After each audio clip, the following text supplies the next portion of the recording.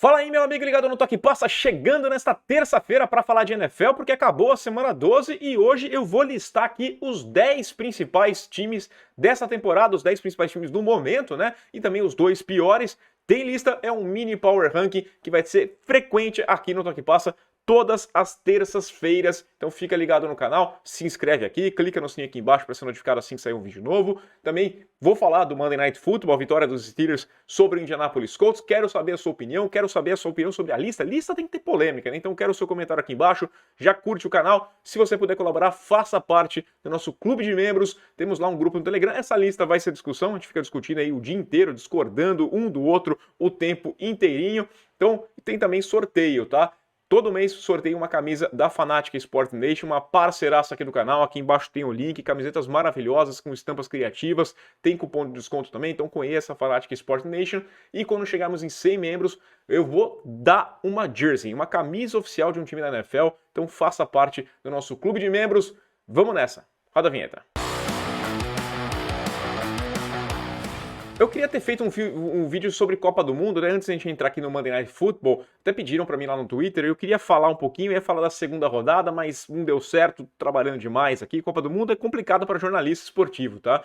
Mas eu pretendo fazer isso aqui no mata-mata. Quando chegarmos aí nas oitavas, eu vou fazer pelo menos um vídeo diário, não um vídeo todo dia que tiver jogos, né? A gente fala dos dois jogos aqui, não um vídeo de cada um dos jogos, mas falando dos dias em si. Porque eu gosto muito, Copa do Mundo é bom demais, quer curtir bastante a vitória do Brasil, a vitória de Portugal, e a gente vai falar aqui no Toque Passa também sobre Copa do Mundo. Mas agora vamos falar de NFL, vamos falar da pelada que rolou lá em Indianápolis, a vitória do Pittsburgh Steelers sobre o Indianapolis Colts.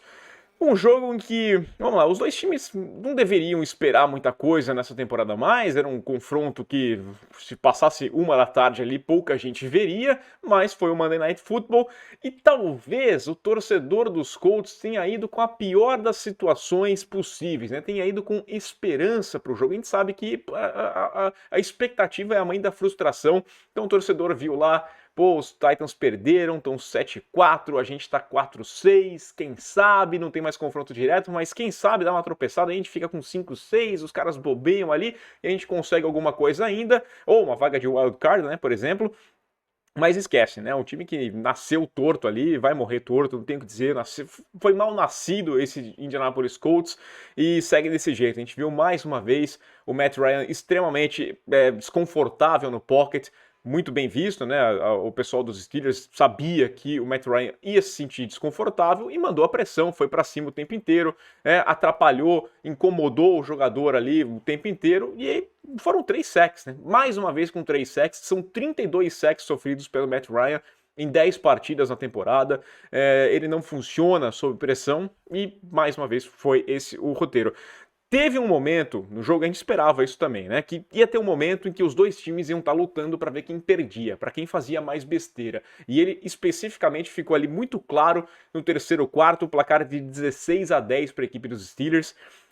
A defesa dos Colts, aliás, a defesa dos Steelers consegue forçar um field goal, era uma 4-1 na linha de 13, até pensei, pô, podia, né, tentar aí, tá perdendo o jogo, vai pra cima, mas eles falam assim, não, vamos jogar seguro aqui, trazer essa diferença para apenas 3 pontos, e a gente pensa lá na frente, tem bastante tempo ainda, os Steelers não tinham conseguido um first down sequer, não tinham conseguido completar um passe sequer no terceiro período. Vamos nessa, chutam, só que aí tem uma falta, tem um offside, né, da defesa, que dá uma nova chance, que dá uma primeira para touchdown para a equipe dos Colts, que correm com a bola, 2ª para 6, tenta um passe, não dá certo, 3ª para 6, um pass interference. Pass interference, pô, primeira para touchdown na linha de 1. O que acontece? Um fumble, cara. O Matt Ryan vai passar a bola pro Jonathan Taylor. Achei que foi mais erro do Taylor ali. Fumble recuperado pela equipe dos Steelers. Só que como bons visitantes, os Steelers falaram assim, não, que isso, a gente não vai sacanear vocês, a gente não vai... 3 and out, tá? Chuta a bola de volta, tenha mais uma chance. Venha pra cá, Colts, né? Pô, casa de vocês, façam sua festa. O Matt Ryan conecta um passe com o Woods ainda sofre o fumble, a bola sai do campo. Eles tentaram de qualquer jeito não conseguir, mas aí foi ficando meio chato, né? Pô, os caras estão pedindo tanto para tomar um touchdown, vamos lá fazer um touchdown. Fazem o touchdown, primeira liderança da equipe dos Colts no placar durante todo o jogo, 17-16, mas a defesa que fazia um bom trabalho já se prontificou a falar assim, não, que isso, a defesa tá fazendo... Eu não vou criticar tanto assim a defesa dos Colts, acho que foi muito boa, perto do que nós estamos vendo em relação ao ataque, né? Só que aí funciona muito bem o ataque da equipe do Pittsburgh Steelers, que consegue o primeiro first down, o Pickett consegue conectar seu primeiro passe no terceiro quarto e ainda ganham jardas a mais com o roughing the passer do Speed, porque não bateu, não foi assim, mas toca no capacete, não pode. A regra é chato, mas é isso mesmo, não tenho o que dizer. Os Steelers anotam um touchdown e conseguem a conversão de 2 pontos, deixam a diferença em um touchdown, placar final já ali 24-17, e não dá nem para falar que os Colts tentaram virar o jogo, porque eu acho que não tentaram, né? Eles até chegam na metade do campo, chegam ali com posição para conseguir sonhar com alguma coisa, mas é muito mal planejado. O Jeff Saturday mandou muito mal na gestão do relógio, péssimo, tá? Eu não sei se ele queria guardar timeout, se ele achava que podia acumular para a próxima semana, ou se ele queria levar para casa para usar com a esposa e com o filho. Quando estivesse enchendo o saco, ele falar e pedir um timeout e tinha esse tempo, mas não sei o que ele fez. Com 1 minuto no relógio, tem uma terceira descida, era óbvio que eles iam correr com a bola, pede tempo. Não, eles deixam o relógio correr e correm com o Jonathan Taylor, chegando numa situação de quarta descida, aí sim eles pedem timeout. Né? E aí era óbvio que ia ser uma situação de passe, não consegue conectar o passe, turnover on downs, e você morre com 2 timeouts na mão. Péssimo. E aí o Saturday ainda defendeu a gestão do relógio dele, foi muito mal, tá? Inexperiente, eu entendo, é outra coisa, já falei aqui como é difícil ser head coach, porque você tem que gerir muitas coisas e o relógio é uma dessas coisas, e uma das coisas também que você tem que aprender a fazer na NFL é admitir seus erros, tá? Todo mundo viu, todo mundo errou, chega lá e fala, olha, podíamos ter gerido de uma melhor forma e pronto, acabou, mas foi muito mal. Para o torcedor dos Steelers, já tá pensando no futuro, o torcedor dos Colts também tem que pensar no futuro, mas o torcedor dos Steelers já entrou nessa partida pensando na próxima temporada e tem alguns bons sinais, tá? Primeiro, o Pickens, acho muito bom jogador, um recebedor muito bom, acho que tem um futuro interessante na liga. E sobre o Pickett, tá sendo legal esse tempo de experiência que estão dando pro jogador, né? A gente fala que às vezes é bom desenvolver no banco de reservas, mas nessa situação que você não sonha com mais nada, bota o cara em campo, se perder tudo bem, mas ele vai aprendendo a ler o time, vai sofrendo, vai apanhando um pouquinho ali e vai percebendo como é que funciona. E eu vi alguns bons sinais, tá? Tem erros de calouro, tem passes que não são precisos, perde alguns jogadores, teve um Pickens ali na red zone que ele erra ali completamente, precisa ter uns ajustes finos, mas você percebe uma evolução no jogador. Ele já consegue fazer uma leitura melhor, ele não conectou nenhum passe no terceiro período, mas no quarto período a campanha da vitória passa muito por ele vai muito bem ali gerindo essa campanha até o touchdown e principalmente na conversão de 2 pontos, né? A conexão que ele faz é muito interessante, em movimento, partindo aqui para o lado direito, chegando à pressão, ele espera o tempo certo e faz um passe numa janela muito estreita, consegue os 2 pontos, então alguns bons sinais, tá? Acho que pode, não estou dizendo que ele vai ser o novo Tom Brady, o novo Aaron Rodgers, não é o futuro da franquia, talvez não seja, mas é interessante esse primeiro passo, um time que vai ter campanha negativa, muito provavelmente, mas que consegue sair com uma vitória e alguns bons sinais, bom trabalho do Mike Tomlin. Já que estamos num momento interessante para falar sobre isso, vou responder já uma pergunta que chegou do Sóstenes Rocha. Ele perguntou: fala Belata, queria muito saber como é definido o chaveamento dos playoffs, quem enfrenta quem, onde e por quê. Valeu, um abraço, grande abraço para você, Sóstenes. Cara, é simples de certa forma, tá? Nós temos 2 conferências, a AFC e a NFC. A classificação acontece nessas conferências. São separados os times ali, não importa a campanha, são separados entre AFC e NFC. O melhor da AFC e da NFC descansa na primeira semana, esses times estão de bye e eles têm a vantagem de sempre decidir em casa. É um campeão de divisão e sempre ele abraça esse número 1, tá? Ele é o seed número 1. Aí nós temos os seeds que se classificam entre o 2 e o 7, né? E o enfrentamento acontece. O número 2 vai encarar o 7, o 3 vai encarar o 6, o 4 encara o 5. Sempre o mando de campo, nessa primeira rodada, para quem ganhou divisão. E aí, esse é um dos fatores bastante interessantes, tá? Um seed 4, por exemplo, pode encarar um seed 5, sendo que o 5 tem campanha melhor, mas o 4 é campeão de divisão. Essa é a situação, né? O cara, por exemplo, o Tampa Bay Buccaneers, ele pode ser campeão de divisão tendo campanha negativa e encarar o Dallas Cowboys em Tampa, o Dallas com mais de 11 vitórias, quase o dobro de vitórias da equipe, não interessa, não interessa. Campeão de divisão joga em casa, essa é a primeira questão. No confronto depois, o que acontece? Esse cara que descansou, esse seed número 1, ele vai encarar o pior classificado, né? Aquele que passar, que tiver o pior seed. E aí não importa quem seja, não importa qual tenha sido o confronto, e o outro confronto acontece entre os times que estão lá, sempre que tem o seed melhor, né, número 2, 3, 4, ele vai jogar em casa. Quem tiver o seed pior, quem passar como 7, por exemplo, não vai fazer nenhum jogo na sua casa, mas tem a chance aí de, quem sabe, frustrar os adversários. Acho que tá bem explicadinho aqui, e a gente volta a falar mais. Se você tiver alguma dúvida, só mandar mensagem aqui, Sóstenes. Algumas informações médicas rapidamente aqui, tá? Ja'Marr Chase deve voltar a jogar nessa semana pela equipe dos Cincinnati Bengals. Jogo contra os Chiefs, jogaço, aço, uma partidaça. Ele perdeu 4 jogos com uma lesão no quadril. Disseram que ele estava bem, estava treinando, já poderia ter voltado nesse final de semana contra os Titans, mas foi poupado, preferiram esperar um pouquinho mais, e eu acho que a decisão foi acertada, e seria um reforço de peso aí contra o Kansas City Chiefs. Qualquer ajuda é bem-vinda, vai ser um jogo muito bom mesmo, olha, imperdível. Sobre o Aaron Donald, ele deve ser o próximo astro dos Rams a conseguir uma folguinha, um final de ano antecipado. Tá? Sean McVay falou em coletiva que o Aaron Donald teve uma torção no tornozelo. Eu transmiti o jogo, não vi essa torção, ele jogou ali o tempo inteiro, mas ele tá falando, eu acredito, o Aaron Donald vai visitar aí médicos, procurar opiniões médicas para depois saber o tempo que vai ficar fora. A minha aposta é que vão falar que não tá legal, que não tá bom, vão deixando ele ali. Tá certo, né? A temporada já foi embora mesmo, cara. Poupa o cara, pensa que em tê-lo 100% no próximo ano, né? Arruma a casa, não tem por que colocar o cara ali, se arriscar numa lesão mais grave sem motivo nenhum. Nos 49ers, o Elijah Mitchell torceu o joelho esquerdo e vai ficar de molho aí por 6 a 8 semanas. Não é uma notícia velha, é simplesmente um entorse no MCL, similar ao que ele sofreu na semana 1, ficou de fora, voltou lá na semana 10, e agora pode ir de novo para Injury Reserve, né? As regras da Injury Reserve permitem que um cara que foi para a lista saia e volte depois. Não pode ser o caso aqui do Elijah Mitchell. Vai depender agora da equipe dos 49ers chegar nos playoffs para ele ter chance de jogar ainda neste ano. Péssima notícia para o Elijah Mitchell, mas a equipe dos 49ers tem, né? O McCaffrey tem um running back, não vai ser um grande problema assim. Nos Bills, eu acabei não falando no vídeo de ontem, né? Porque tinha muita coisa para falar aqui, mas o Von Miller está fora por tempo indeterminado. A gente falou aqui que a gente ia ficar de olho o que aconteceu na quinta-feira, o jogo do Thanksgiving contra os Lions, aquela vitória. Ele sai machucado e a lesão não é de ligamento, mas é numa cartilagem do joelho ali, e vai precisar de um tempinho, alguns dias, para determinar qual que é a evolução e quanto tempo ele vai ficar fora.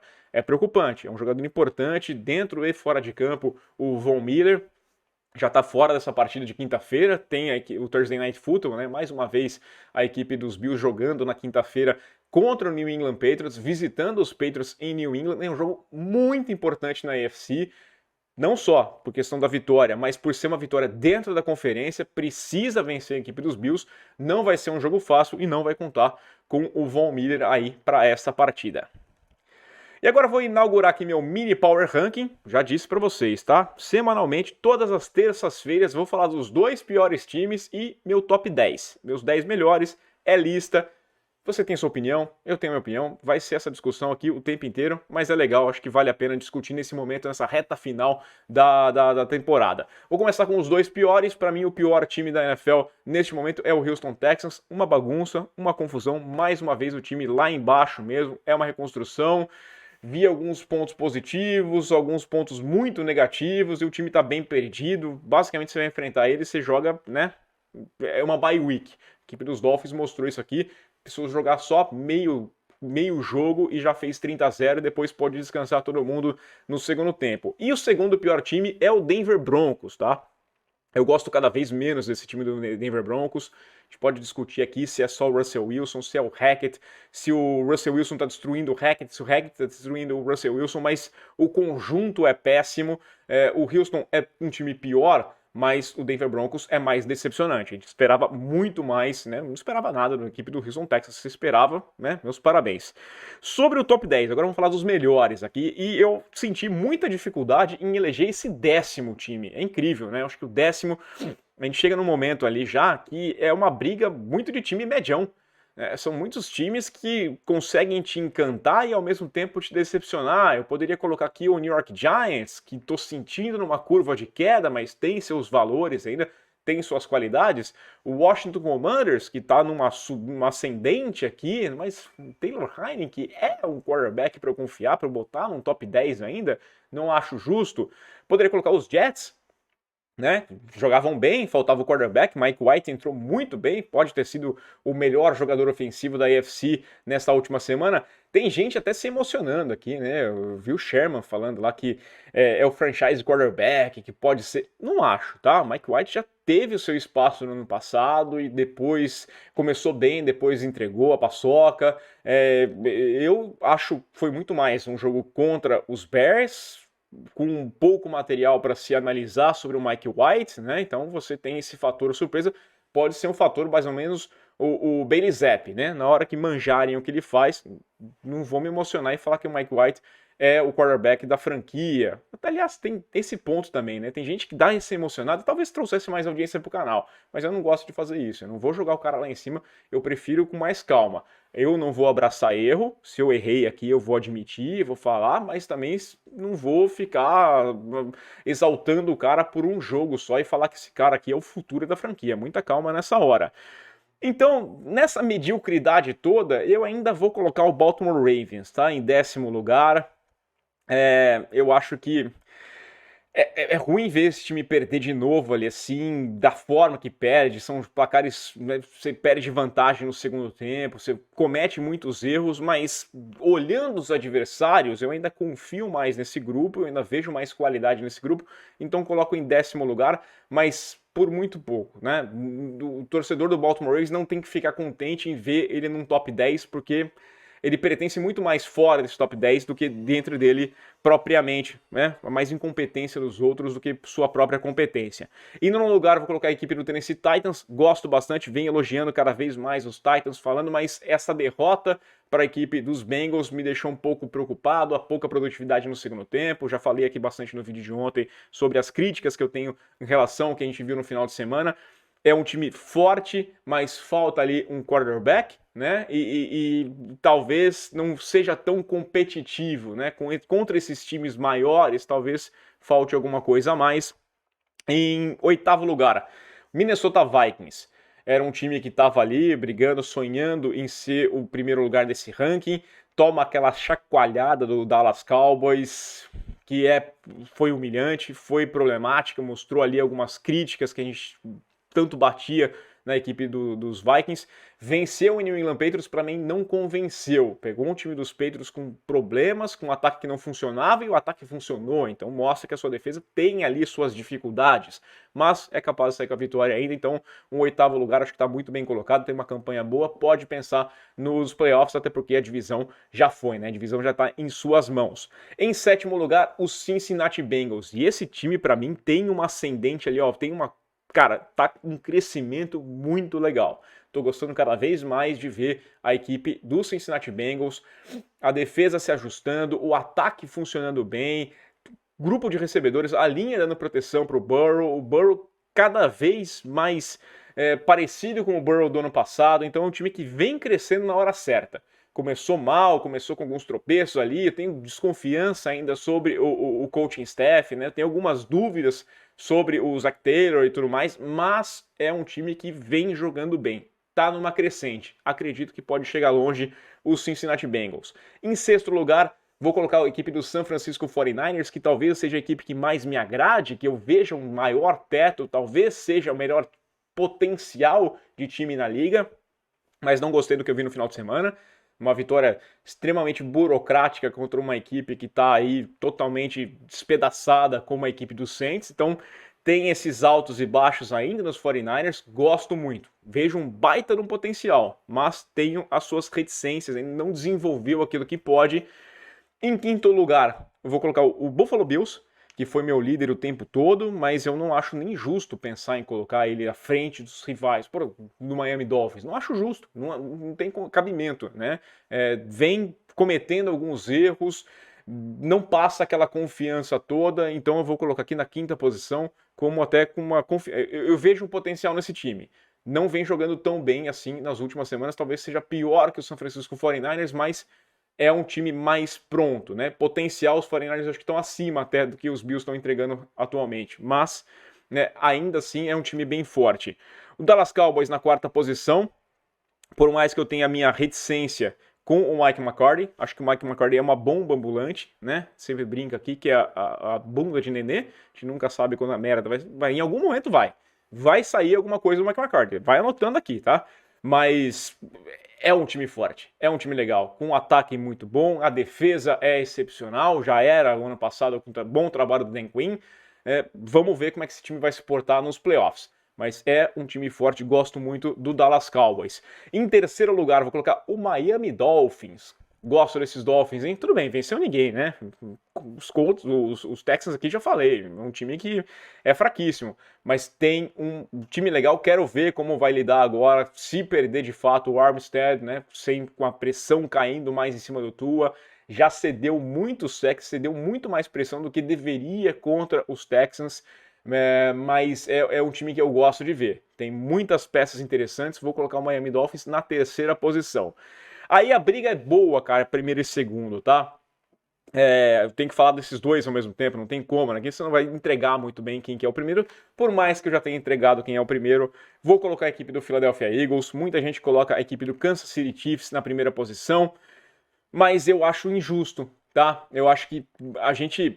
Por exemplo, eu fiz o jogo dos Chiefs no final de semana, esperava um atropelo, um esfrega em cima dos Rams, senti um pouquinho que talvez os caras já imaginassem que já tivessem ganho o jogo antes de ganhá-lo, então isso acontece às vezes com a equipe dos Chiefs, né? Parece que tem não é soberba, mas uma confiança exagerada em alguns momentos, então eu acho que poderia ter entregue um pouco mais. Já a equipe dos Eagles, eu tenho gostado cada vez mais de ver.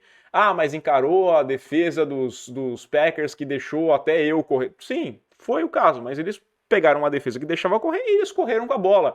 Ninguém fez o que os Eagles fizeram com os Packers na temporada, e eles fizeram. Simplesmente, vão passar aí dos 300 jardas correndo com a bola, não interessa. Então é um time que tem as suas qualidades. Corre bem com a bola, consegue também estabelecer seu jogo aéreo, tem uma defesa forte, tem problemas ainda no jogo terrestre, mas está trabalhando para arrumar isso daqui. Jordan Davis voltar é um baita de um ganho. Eu vou colocar a equipe do Philadelphia Eagles dono da melhor campanha, mas não pela melhor campanha, por me passar uma confiança extrema com relação a isso aqui. Os Chiefs me decepcionaram um pouco, que eles tentaram se complicar contra os Rams. Olha, se fosse o Stafford, não sei se esse jogo seria mais complicado. Tá? Se tivesse um Cooper Kupp, não sei se o jogo seria mais complicado. Talvez os Chiefs jogassem mais focados, mas quando você pega um adversário fácil, você tem que massacrar, como diria o mestre o Júnior, né? Você tem um rival, você enfia a faca e torce. Você tem que acabar com a jogada rapidamente, você precisa acabar com esse jogo, define a sua vitória e não corre riscos que nem que você correu contra a equipe dos Colts lá atrás. Você pegou um adversário fraco, tinha a chance de matar, não matou e depois pagou o preço. Então é isso que eu peço para a equipe dos Chiefs. Gosto muito. Mahomes para mim é o candidatíssimo a MVP, mas vou colocar aqui em primeiro lugar a equipe da Philadelphia Eagles, liderando esse primeiro Power Rank aqui da temporada no Toque Passa. Toda terça-feira vai ter aqui. Eu quero, claro, saber a sua opinião. Deixa aí o seu comentário. Lembrando que nesta terça-feira tem live aqui no canal, às 6 da tarde, comigo, com o Chame, com o Ivistan. Então fica ligado no Toque Passa e a gente volta. Aquele abraço.